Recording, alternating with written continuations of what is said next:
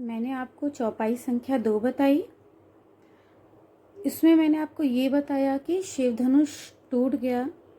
टूटने पे परशुराम बहुत क्रोधित हुए। जब वो क्रोधित हुए तो उनको क्रोध भरी अवस्था में देख करके लक्ष्मण ने उनका काफ़ी मजाक बनाया धनुष को लेकर के कि धनुष पुराना था, इस वजह से टूट गया।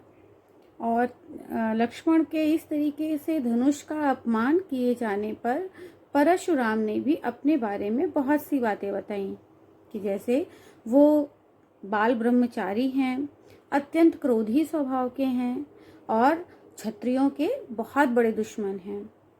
तो इस तरीके से वाद विवाद लक्ष्मण और परशुराम के बीच में हो रहा था।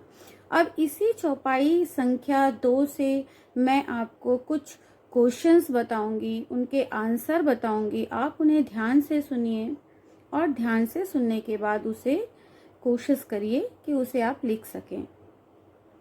तो सबसे पहले क्वेश्चन ये है कि लक्ष्मण ने धनुष टूटने के लिए परशुराम से कौन कौन से कारण बताए। आप क्वेश्चन समझ गए होंगे कि धनुष जब टूट गया तो लक्ष्मण ने ऐसे कौन से कारण थे जो परशुराम को बताए। बिल्कुल, आपने जो सोचा वो बहुत ही सही सोचा कि धनुष के टूटे जाने के कई ऐसे कारण थे जिसको लक्ष्मण ने परशुराम से बताया। पहला कारण उन्होंने ये बताया कि धनुष जो था वो बहुत ही पुराना था और पुराना धनुष समझ के ही राम ने उसे छुआ और वो इतना पुराना था कि राम के छूते ही वो धनुष टूट गया। इसलिए इसमें प्रभु श्री राम का कोई दोष नहीं है। दूसरा कारण बताया कि पुराने धनुष के टूटे जाने से क्या लाभ है और क्या हानि है जिसके लिए इतना ज्यादा क्रोध किया जाए। तो इस तरीके से धनुष के टूटने पे लक्ष्मण ने परशुराम को वो कारण बताया।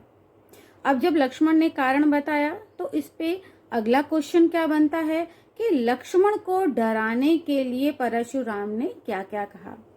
जब लक्ष्मण ने इस तरीके से धनुष के टूटने का कारण बताया तो उस कारण को सुनने के बाद परशुराम ने डराने के लिए लक्ष्मण को क्या क्या कहा। तो आप सब ये जान रहे हैं कि लक्ष्मण को डराने के लिए परशुराम ने अपने बारे में बताना शुरू किया कि वो बाल ब्रह्मचारी और क्रोधी स्वभाव के हैं। उन्होंने इस धरती से अनेकों बार क्षत्रियों का विनाश किया। क्षत्रियों के वो बहुत बड़े दुश्मन हैं। तो वो लक्ष्मण को वो अबोध समझ करके छोड़ दे रहे हैं, नहीं तो उनके लिए लक्ष्मण को मारना मुश्किल नहीं है। तो इस तरीके से बातें करके वो लक्ष्मण को डराने की कोशिश कर रहे थे। फिर क्वेश्चन ये है कि इसी पैराग्राफ में ये था कि परशुराम ने क्षत्रियों से जीती हुई संपत्ति को किसे दान में दे दिया।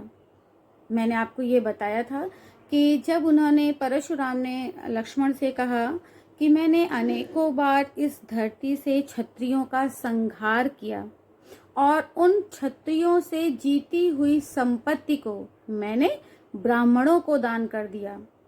वो ब्राह्मण को क्यों दान करते थे? क्योंकि स्वयं परशुराम एक ब्राह्मण थे और क्षत्रियों के दुश्मन होने के नाते, क्योंकि परशुराम का ये उद्देश्य नहीं था कि वो जिन भी क्षत्रिय राजाओं का वध कर रहे हैं उन राजाओं के राजपाट को वो अपने पास रखें। उनके लिए सिर्फ क्षत्रिय उनके दुश्मन थे और इससे ज्यादा कुछ नहीं। उन्हें उन क्षत्रियों की संपत्ति का कोई लालच नहीं था। इसलिए उनके वध करने के पश्चात जो उनकी संपत्ति होती थी, उनका राजपाट होता था, वो सब चीजें परशुराम ब्राह्मणों को दान कर दिया करते थे। तो यहाँ पे आंसर आपका यही है कि क्षत्रियों से जीती हुई संपत्ति को वो महीप कुमारा लिखा है कि महिदेवन दीनी।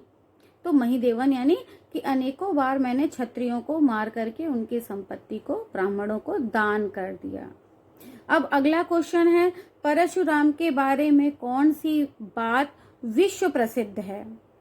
तो उनके बारे में एक ही बात है कि वो क्षत्रियों के बहुत बड़े शत्रु थे।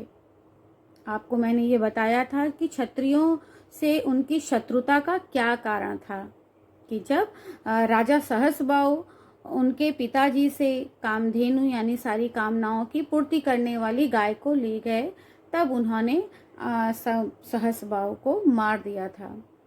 और सहस्रबाहु के बेटों ने यानी पुत्रों ने जब जमदग्नि की हत्या कर दी थी, तो इससे क्रोधित होकर उन्होंने सहस्रबाहु के समस्त पुत्रों को मार डाला था और उसी वक्त से वो क्षत्रियों के दुश्मन बन गए थे। तो परशुराम के लिए ये बात विश्व प्रसिद्ध है कि वो क्षत्रियों को अपना बहुत बड़ा शत्रु मानते थे। अगला क्वेश्चन है, परशुराम ने अपने परशु के बारे में क्या विशेषता बताई? परशु यानी उनका फरसा। आपने दोहे की लाइनों में पढ़ा, मैंने आपको व्याख्या में ये बताया कि परशुराम ने अपने फरसे के बारे में बताते हुए लक्ष्मण को डराने की कोशिश की थी कि उनका परशु इतना भयंकर है कि उसकी भयंकरता से गर्भ में पल रहा जो बच्चा है, गर्भ में पल रहे बच्चे का भी विनाश हो जाता है। लास्ट लाइन में ये था कि गर्भन के अर्भक दलन परसु मोर अति घोर, कि मेरा परसु इतना घोर है, भयानक है कि गर्भ में पल रहे बच्चे का भी विनाश हो जाता है।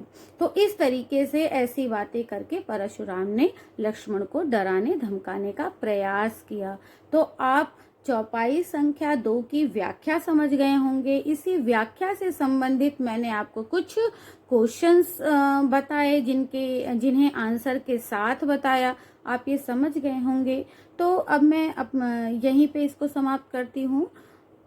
इसके लिए मैं अगले चौपाई के लिए आप मेरा अगला वीडियो देखिए। तब तक के लिए धन्यवाद।